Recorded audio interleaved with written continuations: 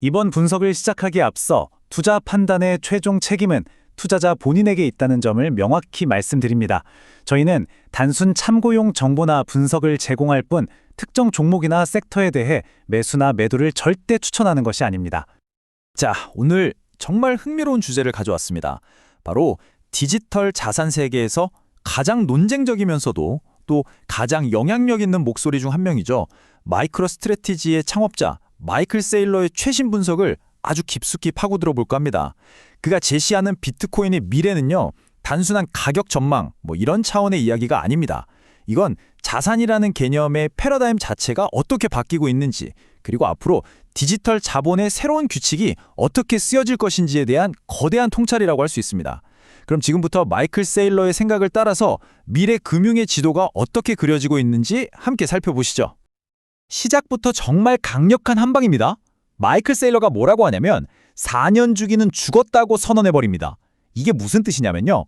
지난 10년 넘게 비트코인 시장을 거의 종교처럼 지배해온 공식이 있었잖아요. 바로 4년마다 오는 반감기라는 기술적인 이벤트? 이 반감기를 중심으로 시장이 오르내린다는 이른바 4년 사이클이 이제는 더 이상 시장의 핵심 동력이 아니라는 겁니다. 정말 많은 투자자들이 이 주기에 맞춰서 전략을 짜고 희망을 걸어왔는데 세일러는 그 시대가 끝났다고 말하는 거죠. 그럼 낡은 엔진이 멈췄다면 새로운 엔진은 과연 무엇일까요? 바로 은행의 수용, 영어로는 Banker Acceptance입니다. 전통 금융 시스템의 심장부라고 할 수 있는 은행들이 비트코인을 본격적으로 받아들이기 시작하면서 과거와는 비교도 안 되는 완전히 새로운 차원의 수요가 폭발하고 있다는 겁니다. 이것이야말로 오늘 우리가 아주 깊이 파헤쳐볼 핵심 주제입니다. 과연 비트코인이라는 자산에 근본적으로 어떤 변화가 일어나고 있는 걸까요? 자, 그래서 오늘 우리는 이 거대한 변화의 실체를 5가지 핵심적인 관점에서 하나하나 뜯어보려고 합니다. 첫째, 새로운 엔진으로 떠오른 은행의 역할. 둘째, 은행이 문을 열자 시작된 기업들의 골드러시. 셋째, 세일러가 시장을 정리하는 명쾌한 틀, 2개의 디지털 우주. 넷째, 시장의 판도를 결정할 다가오는 규제. 그리고 마지막으로 이 모든 것을 종합해서 그려보는 비트코인의 최종 형태까지 함께 전망해 보겠습니다. 자, 그럼 첫 번째 주제부터 바로 들어가 보시죠. 네, 첫 번째 섹션입니다. 시장을 움직이는 힘, 그 동력 자체가 근본적으로 바뀌고 있다는 이야기입니다. 과거 비트코인의 가치를 움직였던 엔진이 기술적 이벤트, 즉 반감기였다면 이제 그 엔진은 전통 금융의 거인들, 바로 은행으로 교체되고 있습니다. 이건 단순히 부품 하나를 바꾸는 수준이 아니에요. 아예 자동차 엔진을 통째로 바꾸는 것과 같은 대전환입니다. 기술적 희소성이라는 가치에서 제도권 내에서의 유용성이라는 가치로 넘어가는 거죠. 이것이 바로 세일러가 말하는 새로운 시대의 서막입니다. 이 표가 바로 세일러가 말하는 핵심 주장을 아주 명확하게 보여주고 있습니다. 과거와 미래의 패러다임이 얼마나 극명하게 다른지 한눈에 보이죠? 자, 왼쪽의 과거를 먼저 볼까요? 지난 12년간 시장의 동력은 뭐였죠? 바로 비트코인 반감기였습니다. 이건 채굴 보상의 절반으로 줄어들면서 시장에 풀리는 공급량이 줄어드는 일종의 공급 충격이었죠. 그래서 기술적 희소성이 부각되면서 4년 주기의 예측 가능한 파동을 만들어냈습니다. 그런데 이제 오른쪽의 미래를 보시죠. 완전히 다릅니다. 주요 동인은 은행의 수용으로 인한 수요 충격입니다. 공급이 아니라 수요가 시장을 이끈다는 거죠. 핵심 요인도 더 이상 기술이 아니라 은행이 제공하는 제도적 신용 및 보관 서비스가 됩니다. 그 결과 시장은 일시적인 파동이 아니라 구조적이고 장기적인 성장을 하게 될 거라는 분석입니다. 사실 펀드 스트레스의 톰리 같은 다른 분석가들도 이 4년 주기가 끝났다는 데는 동의해요. 하지만 세일러는 여기서 한 발 더 나아가 아주 구체적인 숫자를 제시합니다. 다음 반감기가 오면 하루에 줄어드는 비트코인 공급량이 돈으로 환산하면 약 2천만 달러 정도 된다고 합니다. 2천만 달러. 큰 돈 같죠? 하지만 현재 비트코인의 하루 유동성, 즉 거래되는 돈의 규모가 무려 50억에서 1,000억 달러에 달합니다. 1,000억 달러 시장에서 2천만 달러는요? 이건 거대한 태평양에 물 한 컵 붓는 격이죠. 거의 영향을 미치지 못하는 수준이라는 겁니다. 시장의 동력은 이제 기술에서 제도로 완전히 넘어왔다는 강력한 증거입니다. 그렇다면 은행의 수용이라는 말이 구체적으로 뭘 의미하는 걸까요? 그냥 은행들이 비트코인을 좋게 생각한다, 이런 추상적인 이야기가 절대 아닙니다. 실제 돈이 오가는 금융상품과 서비스로 이어지고 있다는 게 핵심이죠. 가장 놀라운 사실은요, 소스에 따르면 이미 미국 대형은행의 거의 절반이 그것도 불과 지난 6개월 만에 블랙록의 IBIT, IBT 같은 현물 비트코인 ETF를 담보로 대출을 해주기 시작했다는 점입니다. 여러분 이게 어떤 의미냐면요. 불과 1년 전만 해도 이건 상상조차 하기 힘든 일이었습니다. 은행이 비트코인을 주식이나 부동산처럼 하나의 담보자산으로 공식 인정하고 이걸 맡기면 돈을 빌려주기 시작했다는 겁니다. 이것이 바로 세일러가 말하는 거대한 수요 충격의 실체입니다. 예전에는 비트코인을 현금화하려면 무조건 팔아야 했어요. 매도 압력이 발생할 수밖에 없죠. 근데 이젠 그럴 필요가 없어진다는 거죠. 비트코인을 그대로 보유하면서 필요한 현금을 확보할 수 있는 길이 열리면서 잠재적인 매도 압력은 줄고 자산으로서의 가치는 더욱 단단해지는 겁니다. 그리고 이런 움직임은 몇몇 작은 은행들의 이야기가 아닙니다. 이름만 들어도 알만한 금융계의 거물들이 직접 나서고 있다는 게 중요합니다. 미국의 대표적인 증권사죠. 찰스 슈왑이 비트코인 보관, 즉 커스터디와 신용 서비스를 계획하고 있다고 발표했고, 글로벌 금융의 상징과도 같은 시티그룹 역시 2026년을 목표로 똑같은 서비스를 준비하고 있습니다. 그럼 이 거대 은행들이 노리는 시장은 과연 어디일까요? 바로 기존 은행 서비스를 이용하지 않고 있던 약 2조 달러 규모의 비트코인 보유자 시장입니다. 2조 달러. 감이 잘 안 오시죠? 우리나라 돈으로 환산하면 2,500조 원이 넘는 정말 천문학적인 돈입니다. 이 거대한 자본이 지금까지는 전통 금융 시스템 바깥에 떠돌고 있었는데 이제 은행이라는 파이프라인을 통해 시스템 안으로 본격적으로 편입되기 시작하면서 완전히 새로운 차원의 시장이 열리고 있는 겁니다. 자, 은행이 이렇게 문을 활짝 열어주니까 누가 가장 먼저 달려갈까요? 바로 가장 똑똑하고 발빠른 주체, 기업들입니다. 두 번째 섹션에서는 기업들의 디지털 골드러시 현상을 들여다보겠습니다. 특히 비트코인을 단순 투자가 아니라 핵심 재무자산으로 편입하는 새로운 형태의 기업들, 이른바 디지털 자산 재무기업, DATS의 부상을 집중적으로 분석해 보겠습니다. 이미 200개가 넘는 상장 기업들이 자신들의 대차 대조표, 즉 회사의 재산 목록에 비트코인을 추가하고 있습니다. 이건 절대 단순한 유행이 아닙니다. 여기에는 세 가지 아주 강력한 구조적인 순풍이 불고 있기 때문입니다. 첫째, 정부의 입장이 180도 바뀌었습니다. 미국 행정부가 비트코인을 디지털 골드라고 공식적으로 규정한 겁니다. 이건 엄청난 의미를 갖습니다. 다른 수많은 암호화폐와는 격이 다른 금과 같은 자산으로 인정해준 셈이니까요. 둘째, 공정가치 회계 기억입니다.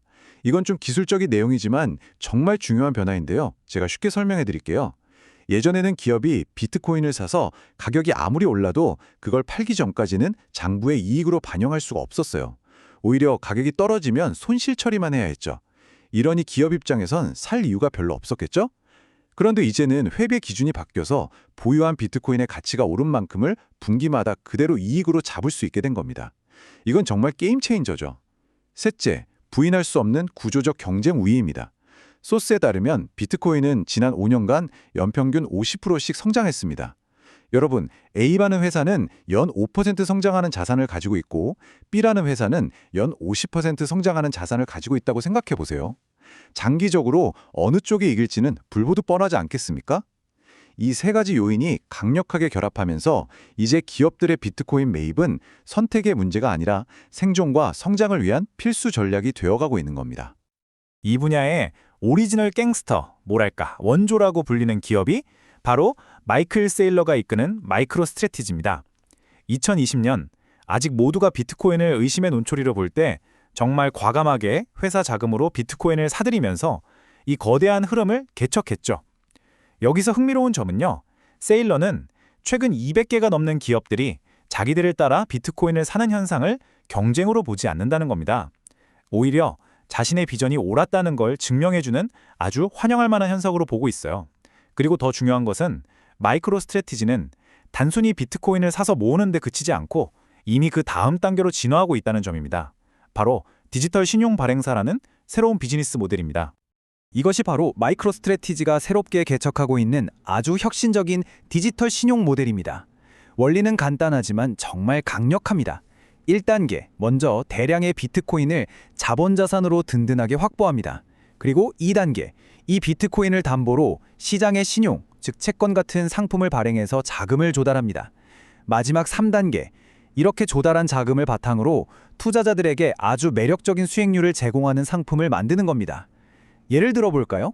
일반적인 머니마켓 펀드, 즉 MMF 같은 안전한 단기 금융상품이 연 4% 정도 이자를 줄 때 이 모델을 활용하면 연 10%짜리 상품을 만들 수 있다는 겁니다. 무려 2.5배나 높은 수익률이죠. 요즘 같은 세상에 은행 예금 넣어봤자 이자 얼마나 주나요? 3, 4% 받으면 많이 받는 거죠. 그런데 이건 10%를 준다는 겁니다. 당연히 돈이 몰릴 수밖에 없겠죠. 실제로 마이크로스트래티지는 이미 STRC와 같은 상품을 통해 약 80억 달러, 우리 돈으로 10조 원이 넘는 신용을 발행한 명실상부 세계 최대의 디지털 신용 발행사입니다. 스트라이브나 일본의 메타플래닛 같은 회사들이 그 뒤를 따르고 있지만 세일러는 바로 이 모델이 미래 금융시장의 진짜 이야기가 될 것이라고 확신하고 있습니다. 자, 세 번째 섹션으로 넘어가 보겠습니다. 지금까지 은행과 기업, 즉 제도권의 움직임을 살펴봤습니다. 하지만 암호화폐 시장은 비트코인만 있는 게 아니잖아요. 너무 복잡하죠. 자, 그럼 비트코인 얘기는 알겠는데 그럼 이더리움은 다른 수많은 알트코인들은 다 뭐냐? 이런 질문이 당연히 나오겠죠. 세일러는 이 혼란스러운 시장에 대해 아주 명쾌한 정리틀을 제시합니다. 바로 두 개의 디지털 우주라는 개념을 통해서 전체 시장의 지형을 명확하게 그려보겠습니다. 바로 이 슬라이드가 세일러 분석의 정수라고 할 수 있습니다. 그는 디지털 자산 세계를 마치 지구의 남반구와 북반구처럼 디지털 자본과 디지털 금융이라는 전혀 다른 두 개의 우주로 나눕니다. 자, 먼저 왼쪽의 디지털 자본 우주를 보시죠.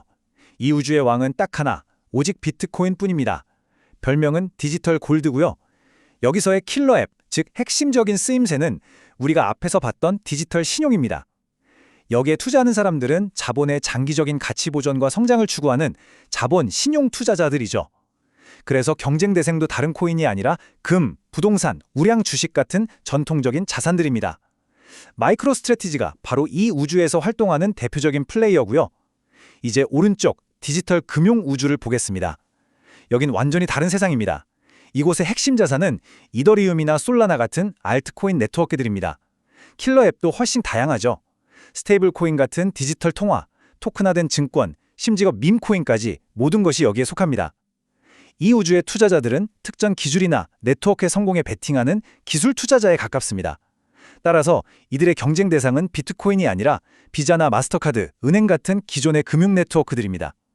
이렇게 두 세계는 목적도 기술도 투자자도 경쟁자도 완전히 다른 셈입니다. 이 프레임워크를 머릿속에 넣어두시면 시장을 보는 눈이 훨씬 명확해지실 겁니다. 바로 이 두 개의 우주 프레임워크를 이해하면 시장에서 벌어지는 많은 논쟁들이 아주 명쾌하게 정리됩니다. 그 대표적인 예가 바로 이 질문입니다. 아크인베스트의 캐시우드 같은 거물 투자자도 이런 우려를 표한 적이 있죠. 달러와 연동되는 스테이블 코인이 점점 더 커지면 사람들이 굳이 비트코인을 가치 저장 수단으로 쓸 필요가 없어지는 것 아니냐. 즉, 스테이블 코인이 비트코인의 자리를 위협할 수 있다는 주장입니다. 과연 정말 그럴까요? 스테이블 코인은 비트코인의 경쟁자가 될 수 있을까요? 세일러의 대답은 아주 단호합니다. 아니옵니다. 왜냐? 이유는 간단합니다. 그들은 아예 사는 우주가 다르고 해결하려는 문제 자체가 다르기 때문이죠. 비트코인은 디지털 자본입니다. 30년, 50년 뒤에도 내 자산의 구매력을 안전하게 보존하고 싶은 사람들을 위한 자산이죠. 금과 경쟁하는 겁니다. 반면에 스테이블 코인은 디지털 통화입니다. 돈을 지구 반대편으로 빛의 속도로 이동시키는 결제 기술, 즉 비자나 마스터카드 같은 결제 네트워크와 경쟁하는 거죠. 쉽게 비유를 들어볼까요? 이건 마치 금이 비자 카드랑 경쟁하냐고 묻는 것과 같아요. 말이 안 되죠. 하나는 가치를 저장하는 문제를 해결하고 다른 하나는 가치를 이동시키는 문제를 해결합니다. 둘은 경쟁자가 아니라 오히려 서로 다른 역할을 하는 보완제에 가깝다는 게 세일러의 시각입니다.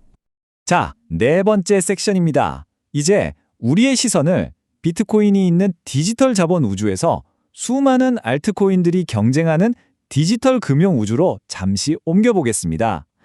이쪽 세상은 훨씬 더 복잡하고 혼란스럽죠. 수많은 기술과 프로젝트가 얽혀서 치열하게 경쟁하는 이 시장의 미래는 과연 무엇에 의해 결정될까요? 세일러는 단호하게 말합니다. 바로 규제의 역할입니다. 최근 이더리움뿐만 아니라 현몰 라이트코인, XRP ETF 같은 상품들이 등장하려는 움직임은 디지털 금융시장도 서서히 제도권 안으로 편입되고 있다는 중요한 신호탄입니다. 하지만 이 시장은 토큰화된 증권, 디지털 통화, 디파이 등 온갖 플랫폼들이 서로 내가 최고라고 외치며 치열하게 경쟁하는 아주 복잡한 곳입니다. 그래서 제대로 투자하려면 정교한 기술 투자자의 시각이 반드시 필요하죠. 바로 이런 복잡성 때문에 그리고 수많은 투자자들을 보호하기 위해서라도 명확한 규칙, 즉 규제의 필요성이 그 어느 때보다 커지고 있는 상황입니다. 그래서 지금 미국 의회와 업계 전체가 주목하고 있는 것이 바로 클래리티법, 클래리티 액트입니다. 우리말로 굳이 번역하자면 명확성법 정도가 되겠네요.